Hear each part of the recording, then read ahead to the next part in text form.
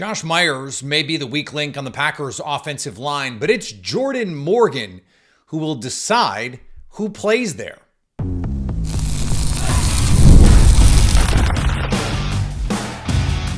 You are Locked On Packers, your daily Green Bay Packers podcast. Part of the Locked On Podcast Network, your team every day. You are Locked On Packers, part of the Locked On Podcast Network, your team every day. I'm Peter Bukowski, and I cover the Packers for The Leap, a newsletter I would love for you to subscribe to. Follow me on Twitter, Peter_Bukowski. Follow the podcast on Twitter, Locked On Packers. Like us on Facebook. Subscribe to the podcast, iTunes, Spotify, Google Podcasts, wherever you find podcasts, you will find Locked On Packers, the number one Packers podcast on the internet, and the show for fans who know what happened. They want to know why and how. Thanks to everyone who makes Locked On Packers their first listen every day. We hope you like starting your day with us as much as we like starting our day with you. Today's episode brought to you by our friends at FanDuel. Make every moment more as the playoffs wind down. The sports stop sportsing like we want them to. But this summer, FanDuel is hooking up all customers with a boost or a bonus daily. Something for everyone every day all summer long. Visit FanDuel.com/lockedon to get started. Jordan Morgan has played everywhere so far, except center. But he will still decide who plays center for the Green Bay Packers. And the reason I'm bringing this up is Elgton Jenkins was asked on Twitter the other day if he was going to be playing left guard. And he gave a Jimmy Fallon gif that was sort of non-committal. Like, yeah, I don't know. And that made my ears perk up a little bit. Although I guess I wasn't hearing it. Technically, I was reading it. But that's interesting, right? He has taken reps at center in the offseason process, the OTAs, the mandatory minicamps. He has actually played center before. As a rookie, when Corey Linsley was hurt, he played about a month of center, in fact, and played at a really high level. And we were talking at the time on this show, hey, maybe Elgton Jenkins is the long-term Corey Linsley replacement when he left in free agency, that he could be a potential all-pro center. That was before Zach Tom. But then Elgton Jenkins in 2020 got an opportunity to play tackle for David Bakhtiari, and all of a sudden he looks like, hey, I can be a Pro Bowl tackle too. Maybe I am the post-David Bakhtiari future. Maybe I am the post-Brian Bulaga future. Maybe it's going to be Bulaga out the door, Elgton Jenkins at right tackle. Now, they tried that post-ACL. It didn't work. But giving those reps to Elgton Jenkins now, a Pro Bowl caliber left guard, a guy who pre-ACL was being talked about as the single most versatile offensive lineman in the league potentially. He could play all five, and potentially all five at a high level. The only reason you move that guy is if you think he can upgrade you somewhere else. I don't even think that's a question. He is an upgrade from Josh Myers. Like, even in just the limited sample size we saw a couple years ago when he was the center, that was better play than we've seen from Josh Myers. Certainly with understanding that consistency is part of the problem with Josh Myers. We didn't get to see Elgton Jenkins play 16 games. We didn't even get to see him play like 10 games. But as an interior offensive lineman, he can handle the snaps. At this point in his career, you would think he's better equipped to handle the calls and is one of the best interior offensive linemen in the game.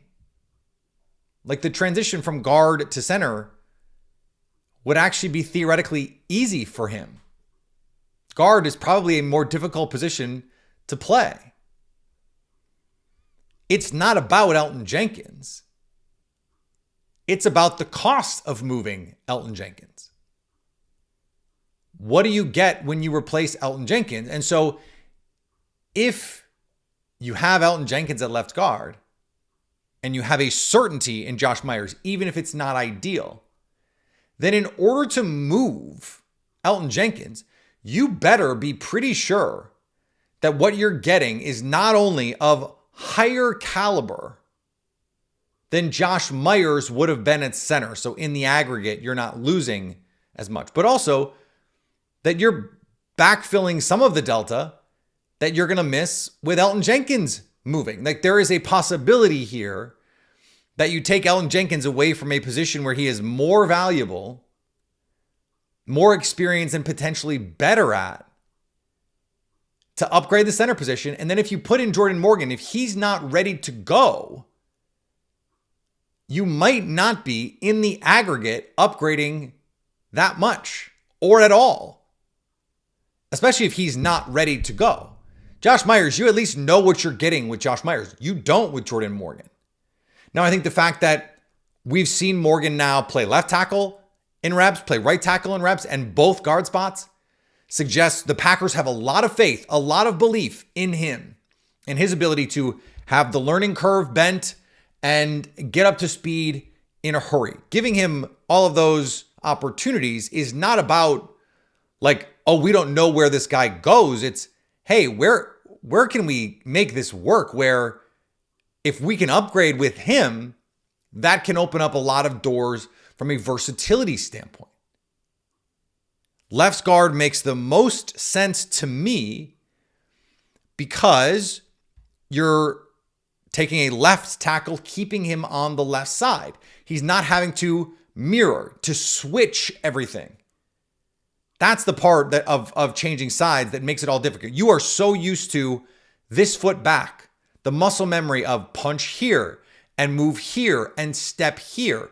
That's all ingrained on one side of your body. You don't have to change that. You move to the right side, you do have to change all of that. And that is not as easy a transition as Madden makes it seem. Madden tells a lot of lies. That is one of the big ones. That you can't just swap spots and have it all just be hunky-dory. But if Jordan Morgan, if they think he can be at or close to what Josh Myers is now at center, with the upside to get better and significantly better, I think, then you make the move. But that has to be weighed against, well, what about Zach Tom, who we have not seen at center as much as Elgton Jenkins and has not, like Jenkins, taken to social media to be non-committal about where he's going to play. In fact, if I'm Zach Tom, I'm going, I'd rather be a tackle. I fit better out at tackle. I remade my body to play tackle. I'm more valuable to you at tackle. And guess what? I am going to get paid a hell of a lot more at tackle. You're already paying Elgton Jenkins.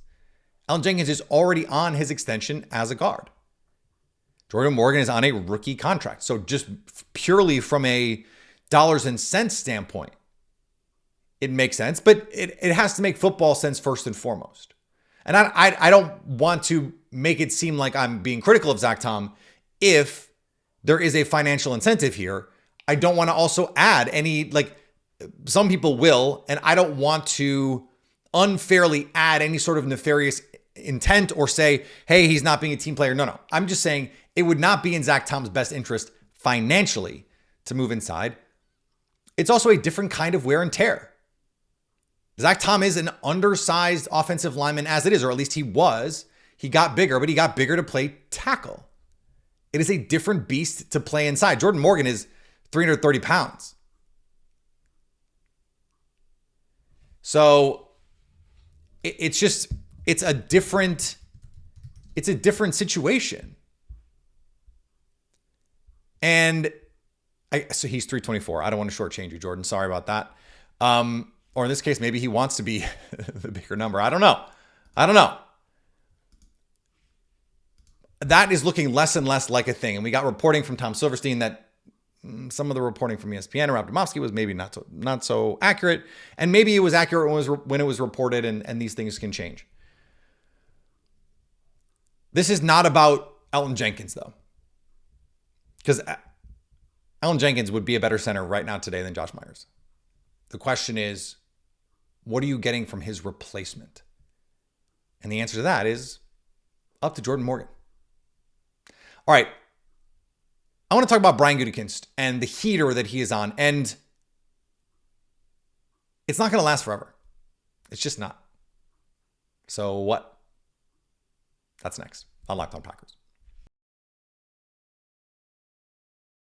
Today's episode brought to you by our friends at FanDuel. I love sports. I love them so much I never want them to stop. But as the playoffs wind down, we get fewer games. And the sports, they're not sportsing like I want them to.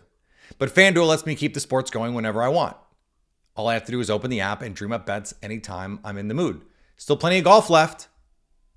I love to gamble on golf. I love to bet on golf. Absolutely love it. And this summer, FanDuel is hooking up all customers with a boost or a bonus daily. That's right, something for everyone every day all summer long. So head over to FanDuel.com/lockedon and start making the most of your summer. Baseball, golf, football futures. NBA draft is coming up this week. FanDuel, official sports betting partner of Major League Baseball. We're going to talk about the heater that Brian Gutekunst is currently on. We'll do that in just a second here on Locked On Packers. Are you watching Fox Sports or ESPN on your TV all day? Have to turn down the volume with all that shouting? Make the switch to Locked On Sports today, a free 24/7 sports streaming channel programmed for you every day to bring you the biggest stories without all the screaming.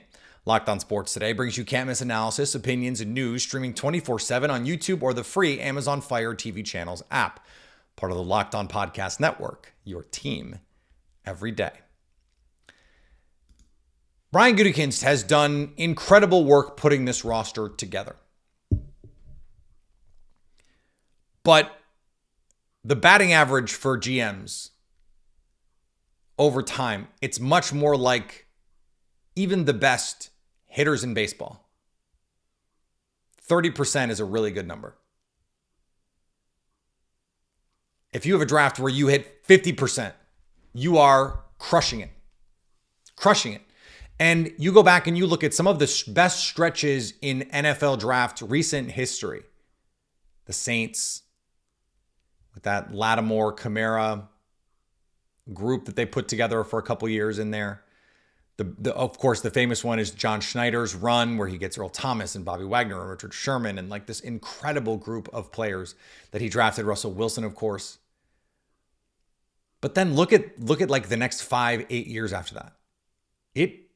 It was rough. Now, Pete Carroll had a lot of say in those picks, in the intentions of those draft classes. And so I don't know that we can just say, okay, well, this is all John Schneider's fault. But even the best drafting organizations over the last 20 years, the Patriots, the Packers, the Ravens, the Steelers,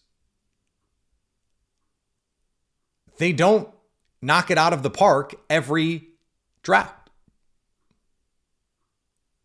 And so I'm not digging into like the gambler's fallacy of, well, these last two drafts have been great, so he's due for a stinker. Like, no, I don't think that's how this works. But we have to understand it's not going to be like this forever. And the reason I bring that up is we've talked, everydayers will remember, a number of times over the last few months about the kind of pressure that's on this season. And it's not just this season, but it's on this core. Because look at the 49ers.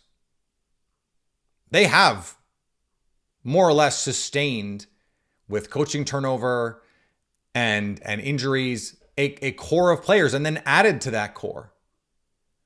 But like, is Deebo Samuel going to be on this team much longer? Is Brandon Ayuk going to be on that team much longer? Some of the guys now, Dre Greenlaw, Achilles injury. Like Fred Warner is going to turn 30 soon. Christian McCaffrey getting up there in years for a running back. I understand he takes great care of his body, but also, not always the most durable player in his NFL career. He's going to become less durable as he gets older. What happens when you have to pay Brock Purdy $65 million in a year? You have to start asking some really difficult questions if you don't win in that window. The Seahawks had to do the same thing. Once they aged out of that window of guys, they were basically never competitive, really truly competitive in the NFC again. Sustained success is really hard. And if you look at the Packers, you get these little 2 or 3 year runs. 2009, they had a really good team. 2010, they had a really good team. 11, 12. You had 4 years. You won 1 Super Bowl. Then 14 ends up kind of being a blip, like 13 for reasons that were not, everyone's fault. Injuries, of course, when you lose your quarterback, that's a big problem. But 14, you had your shot. They didn't have another real shot for 5 years. It wasn't until 2019, and even that team was nowhere near the 49ers. You have 20, you have 21. And then that team, think of how many guys from that team are gone.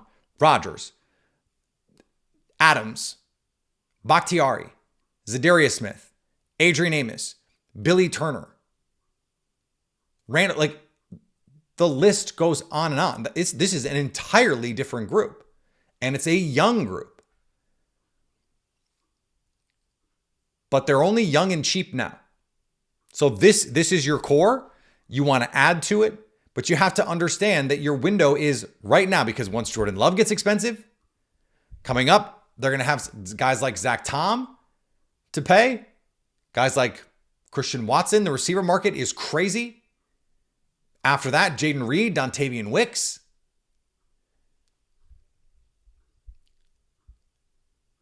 This is the time. So it's not just that there's pressure on this year now. There's pressure on this version, this core of this team, because you're not just going to be able to turn it over on ad infinitum.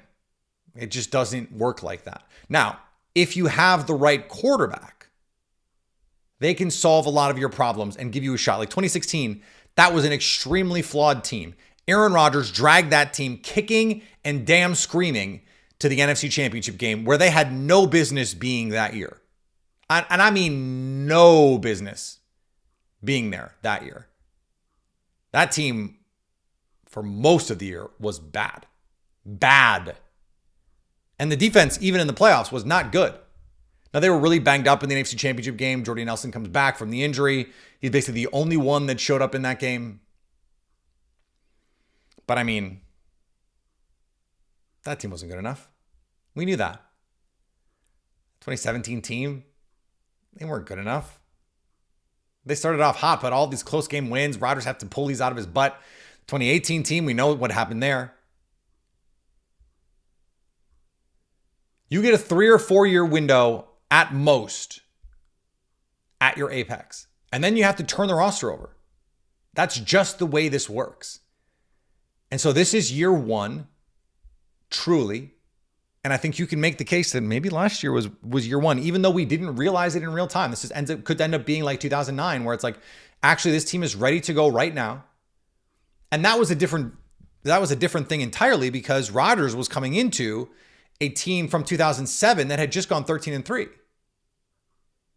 And so he inherits that group of players, and then you make some additions to that group of players. You lose some people from that team too, but that was just a different thing. We've also never seen anyone try to do what the Packers are doing with especially on offense, all this young talent. This is not to say that Brian Gutekunst is going to suddenly turn into a bad general manager. I don't think he is. I think a lot of the ways in which you fight off the regression is what the Packers have done for years, and that is be willing to trade down and take more picks. We saw them do it 2 years ago. Last year, but 2 drafts ago, so the 2022 draft, or the 2023 draft, where they just trade down a bunch and they add Carl Brooks and Dontavian Wicks and they end up with Jaden Reed. And they still get to draft Tucker Kraft in the 3rd round. Like that is a stroke of genius. That getting more bites at the apple, especially in the draft, is how you make this all work. And that is in the DNA of the Packers. They're not the kind of team like the Saints that's going to push money into the future to say, we want this to work forever, and we're just going to kick the can. They did that temporarily. They didn't want to do that. That was COVID driven in 2020. They don't want to live like that. They might have to, but they don't want to. So that means you kind of got to make this work. now. And speaking of making it work, the Packers are going to have a new president. What you need to know about Mark Murphy's successor. That's next on Locked On Packers.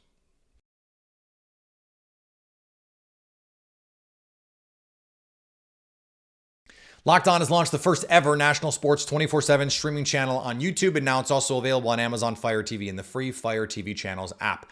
Locked On Sports Today is here for you 24/7, covering the top sports stories of the day with the local experts of Locked On, plus our national shows covering every league. Find Locked On Sports Today now available on the free Fire TV channels app. So the Packers, they announced that Ed Policy is going to succeed Mark Murphy. Yes, an executive named Ed Policy seems a little on the nose, like Tom Workman. But he is the son of a legendary executive in San Francisco, Carmen Policy.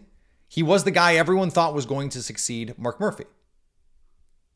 Mark Murphy will tell you he was critical in the development of Titletown. Whatever you think about that, it has done what they said it was going to do and generate a ton of new business.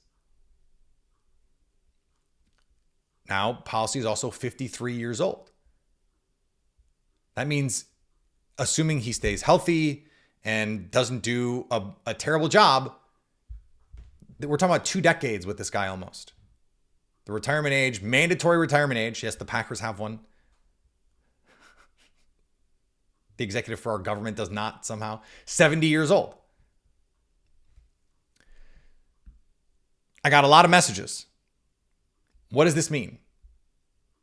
Is this the right thing? What do I need to know about this? Well, he's been in Green Bay for 12 years, so there is value there. Understands the Packer way such that you think that matters, but certainly understands the business side of this, has been part of these negotiations as COO and general counsel.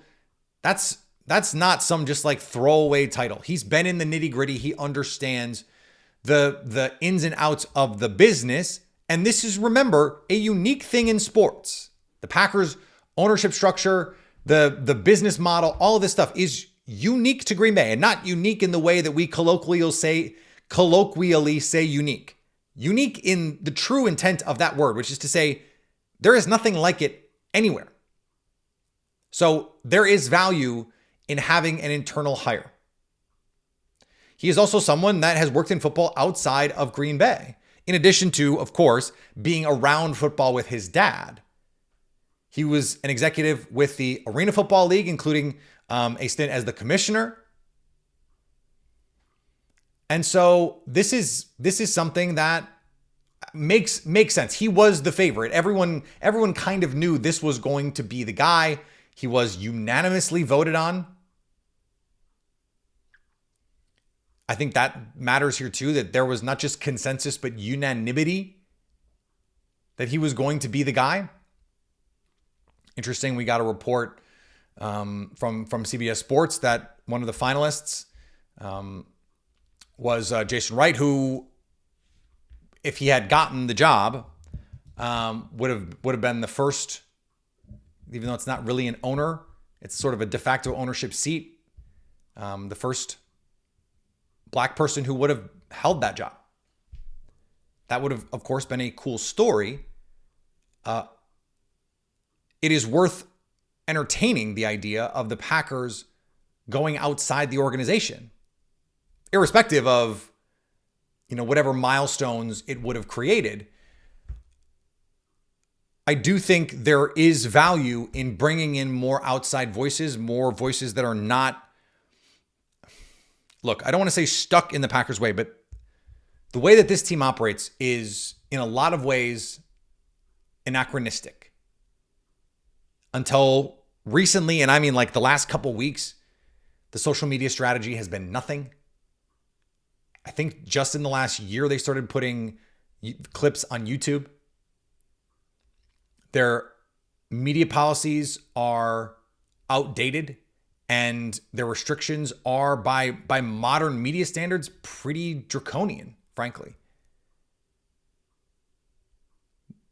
They act like they're guarding state secrets. And there are other teams that treat it this way, and I think it's foolish, but there are also other teams that have embraced a more modern idea of what the media landscape looks like. I hope that policy is willing to engage in some of those things, because it's a better fan experience if you get your fans an inside look at what's happening. If you give them more insight into what you're doing, if you get to have them see the players a little bit more in a different light, some of the fun social media stuff, they're doing a little bit more of it, but I think they could benefit from a lot more of it. I'm not going to pretend to offer, business advice or anything like that. I certainly do not know enough about the business or about just business full stop to do that. But this move makes sense to me. Not just because we expected him to be the guy, and not just because it's a Nepo hire, someone from, it is a very Packers thing to say, okay, who is the most football guy we could take? How about the son of this other legendary executive? Okay, boom.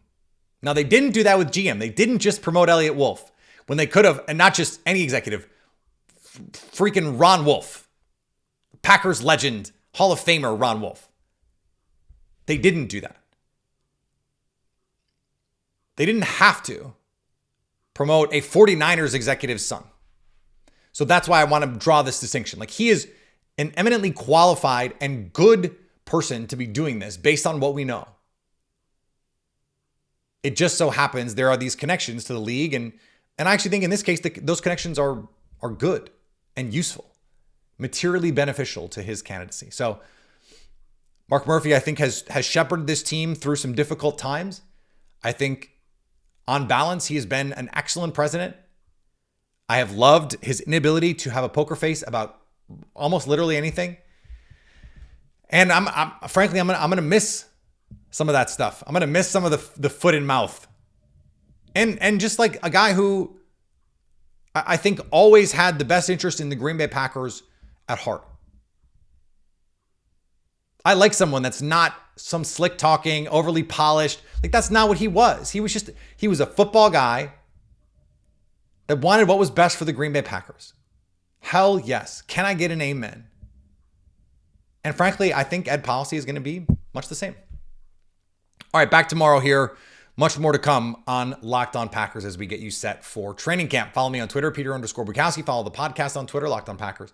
Like us on Facebook. Subscribe to the podcast wherever you get podcasts. Subscribe on the socials wherever you get socials. Instagram, TikTok, YouTube, so you can stay Locked On Packers.